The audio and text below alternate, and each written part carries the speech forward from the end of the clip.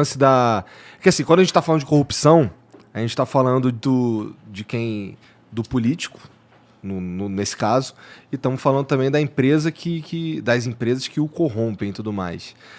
No caso da Lava Jato, a gente viu todo mundo indo para o espaço aí, né?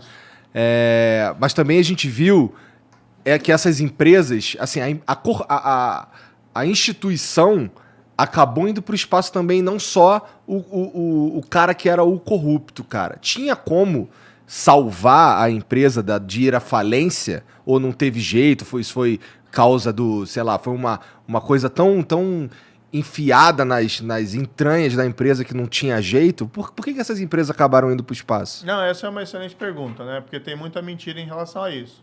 Então, assim, às vezes eu faço a seguinte comparação, olha, o policial que descobre o cadáver não é o cara que é responsável pelo homicídio. O responsável pelo homicídio é o assassino, ele que é o culpado. Então, essas empresas elas se envolveram tanto nesses crimes de corrupção, quando foi descoberto, e aí vamos lembrar a Lava Jato, ela começou em 2014 e o auge dela foi mais ou menos ali até 2017, 2018, tá? Quando o fato foi descoberto, no começo, todo mundo negava. Ninguém admitia que tinha acontecido o crime.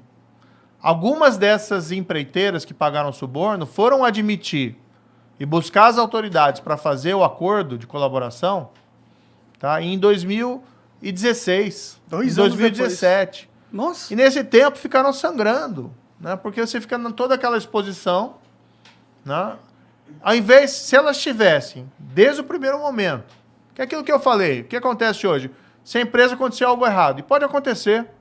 Às vezes você tem lá um funcionário, um diretor, que faz coisa errada sem conhecimento da chefia. Às vezes o chefe faz coisa errada, mas a empresa, quando descobre, tem que tomar uma atitude. As empresas que se envolveram em suborno Lava Jato, o grande problema, elas estavam envolvidas, algumas há mais de 10 anos.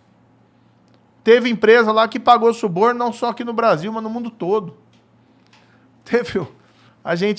Eu falo assim, a Lava Jato criou uma onda anticorrupção no mundo. Na América Latina aqui foram 4 ex-presidentes do Peru que foram subornados, entendeu? Aí essa empresa, ao invés de ela colaborar desde o início, ela foi colaborar 2 anos depois, 3 anos depois. Aí o estrago estava feito. E aí o estrago estava feito para a reputação, para a imagem e tal. Se elas tivessem, desde o primeiro momento, procurado as autoridades e colaborassem, e o que você vai fazer como juiz ou procurador? Não tem o que você fazer. Porque a empresa cometeu o crime. Tá? Qual que é a única saída para ela? Ou oculta o crime, a gente não quer, tá? Ou ela colabora. É a saída, e já tinha saída legal para isso desde 2014, desde 2013, que a lei é do ano anterior, 2013. Então, assim, infelizmente, né, a minha opinião sobre isso, as empresas demoraram muito, tá, para colaborar, e isso amplificou os danos sofridos por elas. Agora, é engraçado que daí você pega um monte de gente daquela lista da Odebrecht, que recebeu suborno, né, amigo, Cerrado, Justiça, Amante, e vem falar lá, vocês quebraram as empresas. Meu amigo, quem quebrou as empresas foram vocês que se corromperam e que aceitaram suborno por anos e colocaram elas nessa situação difícil. Foram vocês que fizeram isso. Não, a gente lutou contra o crime. Quem se envolveu no crime foram vocês e quem pagou suborno contra vocês. Então, a vergonha, mais uma vez, a vergonha está em vocês. E não na gente que lutou contra isso.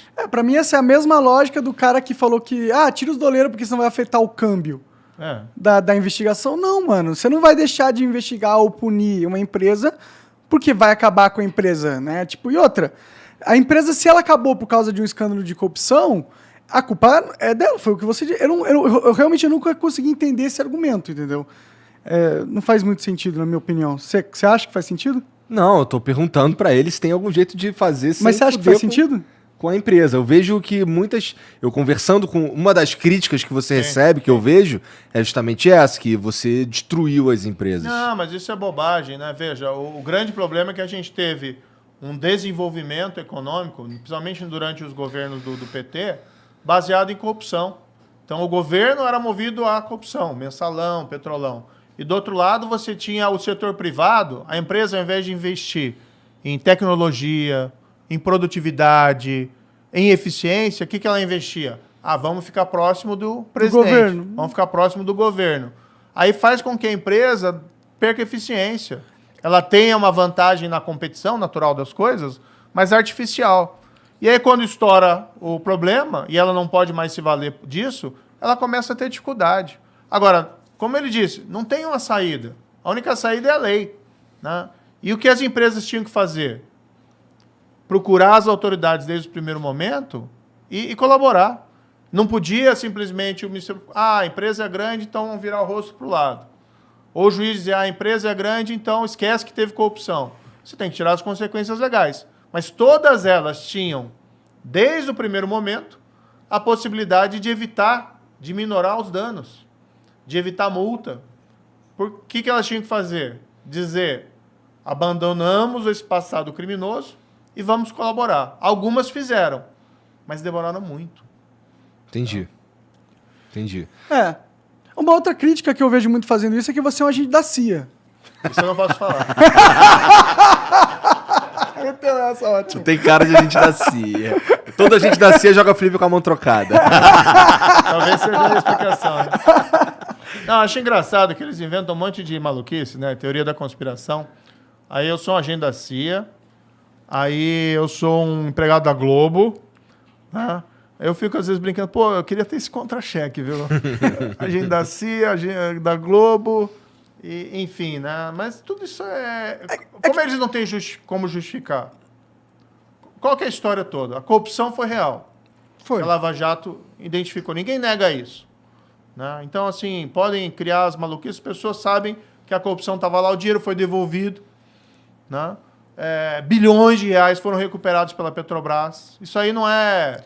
ficção. Eu acho que quem duvida que existiu crimes ali e que o negócio era gigantesco tá querendo tapar a realidade de um jeito muito absurdo. Mas daí, como eles não têm como fazer isso, o que eles querem? Querem desviar o foco, desviar a atenção. Então eles vão falar, o Deltan fez um PowerPoint que foi ofensivo. Nossa, o PowerPoint do Deltan, meu Deus do céu, né? Vamos aqui. Aí, em relação a mim, o Moro tem uma voz que é ruim, que não é boa. O Moro foi trabalhar depois para uma empresa que um ramo dela aqui no Brasil recebeu na falência lá por administrar créditos da Odebrecht. Ou seja, eles criam uma narrativa. Porque o que eles querem, na verdade? Eles não querem que olhe para a culpa deles, para o dinheiro que eles receberam de suborno, para quem pagou o suborno. Ou seja, inclusive esse pessoal quer voltar ao poder. E eles querem voltar ao poder... aparentemente, né? Eles querem voltar ao poder não é admitindo que fizeram coisa errada. Não, é dizendo assim, o problema é o PowerPoint. Ou o problema é o Moro... O Moro? Falar o Moro? Não, o problema sou eu. 3, 4 anos depois de largar o trabalho de juiz, ter ido arrumar um emprego numa empresa de consultoria internacional, sem trabalhar para as empresas envolvidas na Lava Jato. Eu acho que a maior crítica a você mesmo, que rola e que eu acho que é a mais efetiva, vamos dizer assim, são as questões da Lava Jato, né? Das mensagens e tal. Das mensagens. Sim, eu acho que é o que mais eles usam hoje em dia, eu vejo, entendeu? Tipo, eles falam que... e eles ainda tentam usar isso pra inocentar o Lula de alguma forma, tá ligado? Tipo, você viu que inocentaram o Lula? Não inocentaram o Lula, não foi isso que aconteceu, né? Eles... Só tiveram que recomeçar a investigação e o Deltan falou que tem muita coisa ali que só não dá pra pegar de novo pra começar outro processo, até por várias razões. Tipo, processo se recomeçar agora, até ele se resolver, muita coisa já se perdeu e tudo mais. Né? Mas assim, em relação à Lava Jato, teve muitas críticas também em relação a como ela se desdobrou. Por exemplo, o lance das não sei o que coercitivas, o lance prisões coercitivas. Não, é da condução coercitiva. É verdade, desculpa. O lance de uns vazamentos, assim, não é nem vazamento, mas de... Teve o vazamento de áudios, né? Remover o sigilo de determinadas coisas, como da ligação da Dilma lá pro Lula e tudo mais. Essas críticas aí que são feitas, aí trazem a mim a seguinte pergunta. Dava para fazer isso de um jeito que a gente conseguisse eliminar todas essas críticas? Por exemplo, existia um jeito menos que armasse menos os inimigos políticos. Não dava, porque na verdade você tem que entender o seguinte: se não fossem essas críticas, iam ser outras. Tá? É a história que eu falei aqui do PowerPoint. Esqueça a corrupção. Esqueça que o Lula foi condenado em primeira instância por mim, eu dei a sentença. Esqueça que a sentença foi confirmada pelo tribunal em Porto Alegre por 3 magistrados, 3 juízes profissionais. Esqueça que depois essa mesma sentença foi confirmada em Brasília pelo tal do STJ, Superior Tribunal de Justiça, por outros 5 juízes. O que interessa não é a corrupção confirmada ali em 3 instâncias. É dizer que a sentença foi dada por mim, que supostamente estaria... Trocando mensagem com os promotores. Trocando mensagem, não tem nada ali. Ninguém fala assim, ó, a mensagem... Isso aí virou uma lenda, né? Tá, você vai olhar as mensagens lá. O que tem nas mensagens? Tem alguém fraudando prova? Não. Tem alguém ocultando prova que o Lula era inocente lá das acusações? Não tem. Tem alguém combinando alguma coisa ilícita? Né? Tem alguém falando assim, ó, vamos fazer isso para prejudicar não sei quem, vamos fazer isso para enganar não sei quem. Não tem nada disso. O que eles pegam é uma narrativa, criam lá uma fantasia, por que eles querem esquecer? Querem esquecer, por exemplo, que o Lula tinha um sítio, que ele ia toda hora, tinha lá pedalinho, o nome dos netos dele, tinha lá almofada, ele dormia lá dentro do quarto principal, como se fosse dono, o sítio estava em nome de outra pessoa, tá? E foram lá Odebrecht, OS, reformar o sítio dele, gastaram lá centenas de milhares de reais, por exemplo. E qual que é a explicação? Você já ouviu alguma explicação do Lula sobre isso? Não, mas assim, eu também percebo, e você vai me desculpar, tá. Mas assim, eu entendo, eu acredito, eu pessoalmente, Sim. eu acredito que o Lula tá enrolado com o triplex, eu acredito que ele tá enrolado com o sítio, mas não tem o batom na cueca, como diria o Boechat, ou tem? Olha, Tipo, como é que a gente liga ele de forma irrefutável? Não dá, né? A gente imagina. Ô Igor, vamos colocar o seguinte. O que é a Operação Lava Jato revelou, tá? Que pegavam a Petrobras, os cargos lá de diretores, que nomeavam os diretores da Petrobras, e os diretores estavam lá com uma missão: arrecadar suborno das empreiteiras que tinham contratos com a Petrobras.